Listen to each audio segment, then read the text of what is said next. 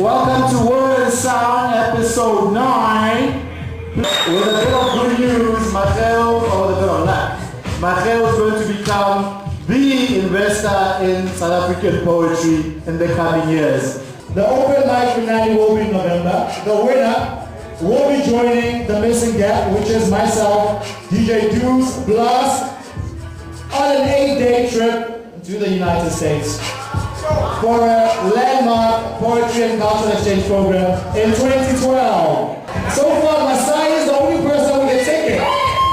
So Masai is going, but you can dethrone him today. Yeah.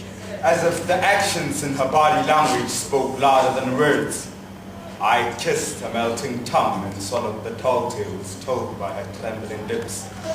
In the beginning there was me, and I was with God, and God was I, and I was God. You see, I can't speak any louder than myself. I am the light that hides in the darkness of your bookshelves, and the darkness that flashes on your TV screens. Because being you is so brutally painful and truthful. So you're checking mates abreast their chests to measure mistakes, their rib cages, to alleviate your regrets. You see yourself as a prop in the mindset, so props you never get, because your mind is set seated as passenger in their jets. So when they fly, you're commuting backstage scenes of their reality beings. As I think I'm doing this because I'm trying to teach, or trying to teach. It's well in time. I call it entertainment. It's all around. It is entertainment. It's a legend of all time that can palm. I do this work a lot loud, a lot time, and a lot is loud. Today I'm honored, but tomorrow I may rise and say the meaning about the clown. For as long as I can remember, my presence offended you. Because why else is my other name bitch? Why else is my other name Sven? For as long as I can remember, ufuna ukukhuluma everything. For as long as I can remember, every time you said that, I was left speechless. Hey, Nanefati, reta dipolelo tsa molomo wani.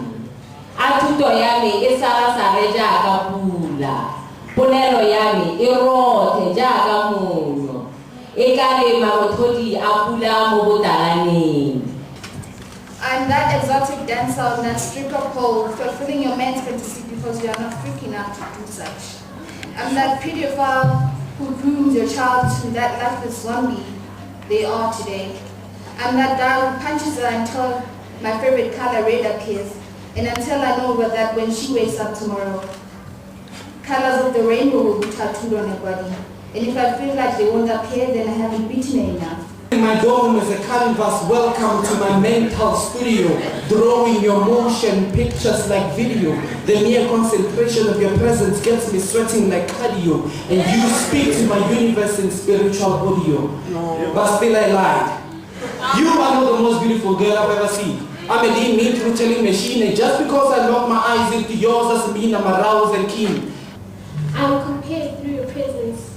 Your composture unites this nation of poetry. Yes, I wrote this verse to get a dictionary. I wasn't compelled, victim of circumstance. You could do nothing of consequence. All you thought of was liberation. My hero, you deserve a standing ovation. When I move my pen, I move the world. When I look in the mirror, I see my body and flesh, my inner being reflected by my do's and don'ts, my strength consumed by every sound of the clock tick, and in your prophecy on sidekick.